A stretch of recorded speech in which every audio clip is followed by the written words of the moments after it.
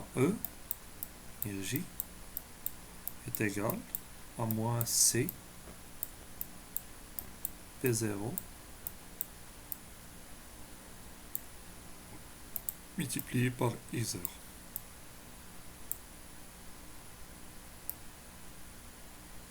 Alors je ne vais pas écrire les flèches, les flèches ici. Alors, ou bien je vais les mettre, pas un problème. Alors on va multiplier le tout par I0. Alors on va obtenir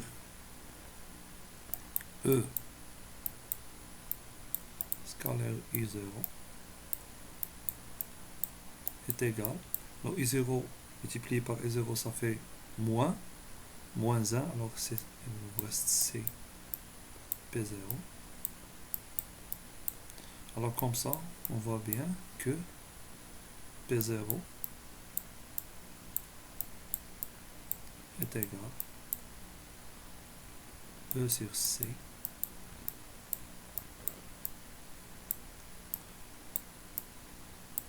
scalaire multiplié par I0. On a démontré cette équation-là. Là, on va démontrer. Alors, comme ça,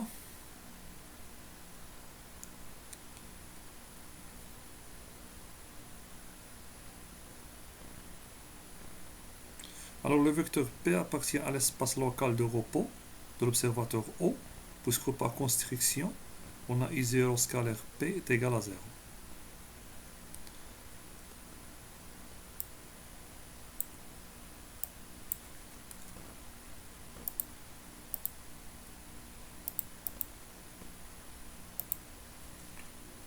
Alors le I0 et le P sont perpendiculaires, parce que là, on a l'espace au repos qui contient le vecteur P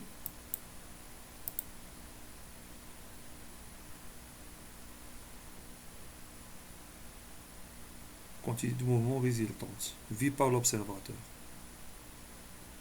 Là, c'est la quantité de mouvement de la particule propre.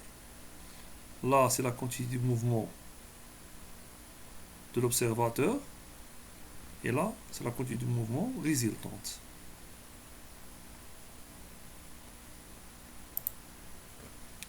Alors là, puisque E0 est unitaire, on peut voir la quantité c'est définie par comme la composante de P. On a vu ça. Alors comme ça, mesure d'énergie et de quantité de mouvement. Alors de son côté, P constitue la composante de P orthogonale à I0. On peut d'ailleurs réécrire sous la forme d'une décomposition orthogonale. Alors P est égal à E sur C I0 plus P. Alors P là, c'est l'impulsion propre. L'impulsion propre. Alors là, c'est l'impulsion de l'observateur. Et là, c'est l'impulsion résultante. Alors en formant le carré scalaire de P à partir de cette décomposition, en y remportant 50 pour un photon et 63 pour une particule massive, on obtient la relation. Alors là, on va mettre cette formule au carré.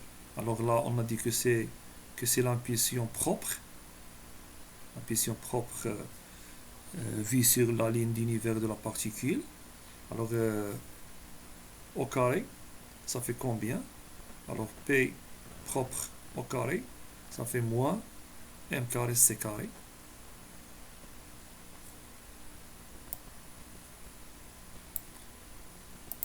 Alors, on va essayer de montrer ça.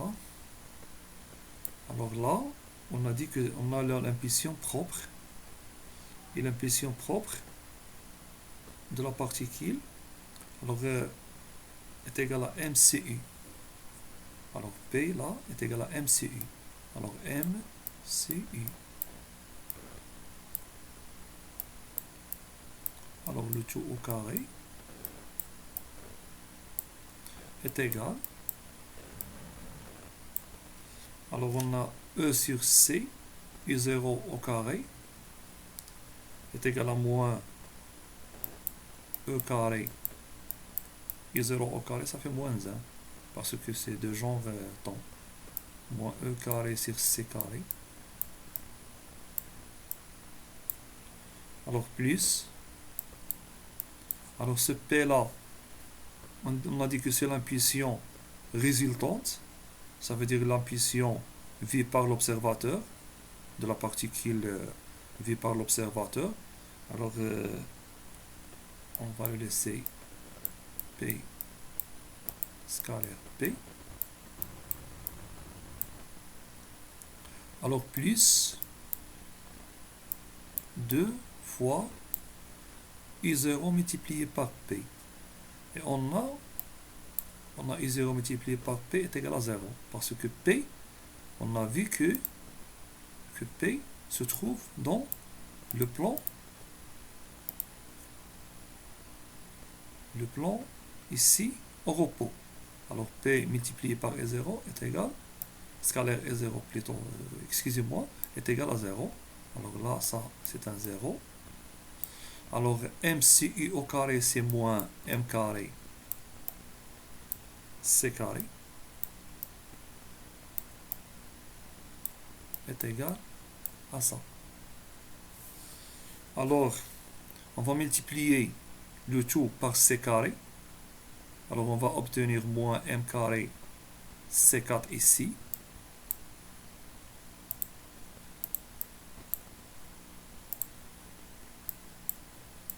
C4 ici. Moins E carré plus P scalaire P C carré. Et on a dit, là, c'est l'impulsion résultante. L'impulsion résultante. Cette impulsion-là. C'est cette impulsion-là. L'impulsion résultante qu'on cherche. Parce que on cherche l'impulsion vue par l'observateur sur cette ligne-là. Alors la particule elle est sur cette ligne et on va mesurer l'impulsion vue par cet observateur.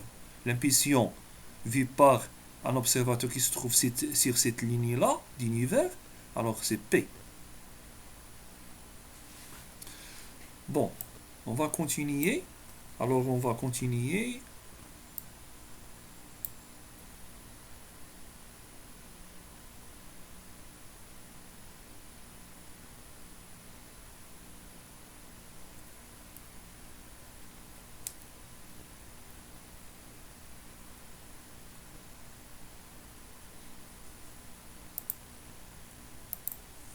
Alors, on va faire revenir ici E carré est égal M carré C4 plus P scalaire P C carré.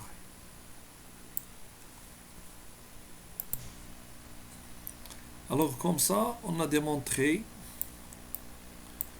la fameuse équation E carré est égal à M carré C4 plus P scalaire P C carré. Alors si on a un photon, alors M est égal à 0, la masse au repos ici est égale à 0. Alors on a E carré est égal à P scalaire P C carré. Alors on a E est égal à P carré C carré. Parce que pour le photon P scalaire P est égal à P carré. Et on a ainsi on va retrouver E est égal à P C. Ainsi on va trouver l'énergie d'un photon.